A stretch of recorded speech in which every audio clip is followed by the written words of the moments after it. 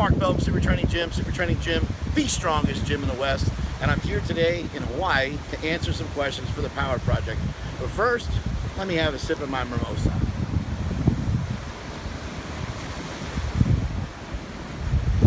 Anyway, question number one is, how do I build big rear delts? The guy says he's really tall, has really long levers, and feels like it's really hard for him to build up his rear delts.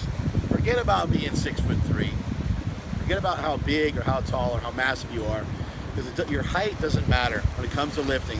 Everyone wants to try to make an excuse about how they're too tall for this or too tall for that. Stan Efferding was about 6'1" and one of the most jacked powerlifters of all time.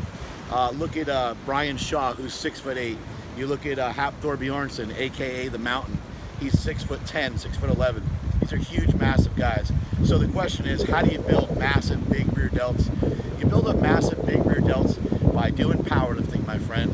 Benching, squatting, deadlifting, and then also focusing on some movements that are actually going to target the rear delts. Some of my favorites are just a simple bent over lateral raise, boom, here. Don't be afraid to get a little body English into it. You get some momentum behind it, okay?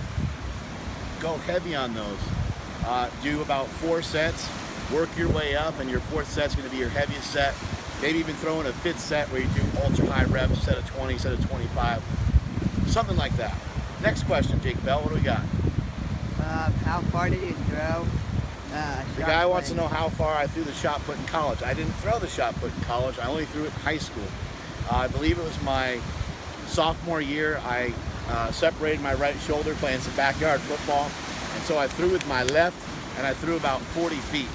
I was never great at shot put, but that's not too bad considering it was with my left hand. I think with the right hand I threw about 49 feet, if I can remember correctly. You're always going to remember yourself a lot better than you actually were. Next question, Jake Bell. Let's Let's go, buddy. Come on. Okay.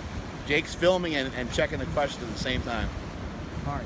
Okay. Which of the dudes that you let deadlift with you on Saturday was stronger? Which of the dudes was stronger? Yeah. I was. I deadlifted with 2 other dudes and 1 girl, and I was the strongest one. Thank God. Next question, Jake. That question sucked. Come on, we gotta step it up here, buddy. Might have to refresh it to get a better question.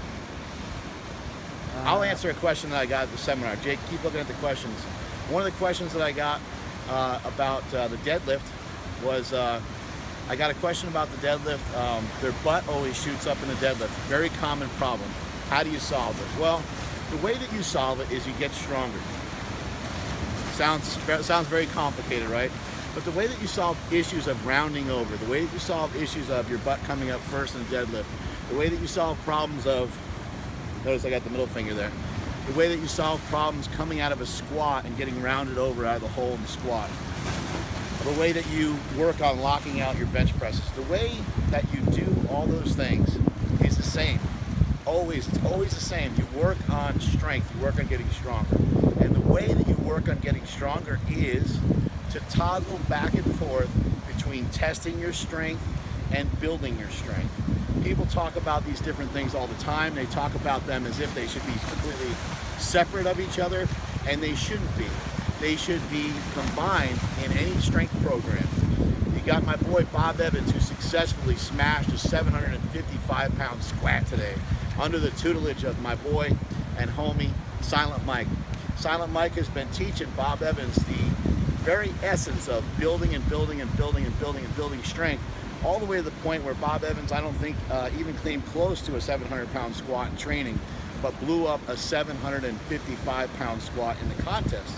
Now, don't get me wrong here, just because he was under the 700-pound mark for almost all of his training, Mr. Bob Evans, aka Fat Dan, was still testing his strength on occasion. His last workout, I believe, he squatted something in the neighborhood of 675 or 665 for about 4 or 5 reps, something like that. So no matter what strength program you're following, or no matter what your problem is, your elbows flare too early in the bench press, you're going to have to work on toggling back and forth between strength, between building your strength, and between testing your strength.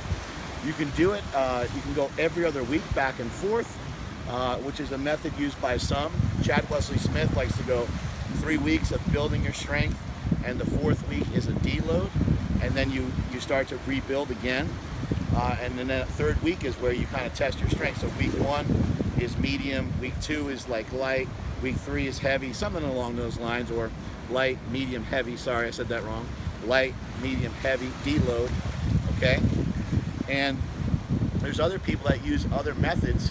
I myself like to go about 2 weeks in a row of building my strength, like deadlifting against bands, for example. Maybe sets of 5 one week, maybe sets of 3 the next, and then I'll test my strength on that third week. Next question, Jake Bell. Could you please explain your no-carb diet? All right, no-carb diet. So right now I'm not on a no-carb diet. Right now I'm under the tutelage of one Layne Norton. I know that all you guys out there hate him, or some of you people love him. It's a love-hate relationship that many people have with Layne Norton. Don't worry, I hate the guy myself. Go on his channel right now. Go on his Instagram right now, and you see this post, and leave him a couple eggplants, because that guy is a dick. There's no question about it.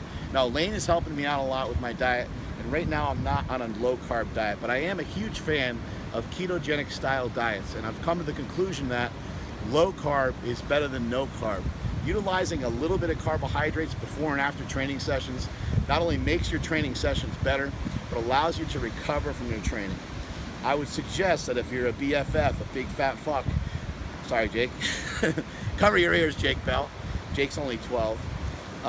But if you're a BFF and you really need some help, then you're going to have to limit your carbohydrates for a while. And the reason why I say that, you're going to want to go as close to 0 carbs as possible, because you need to learn how to eat better. You need to learn to ditch sugar.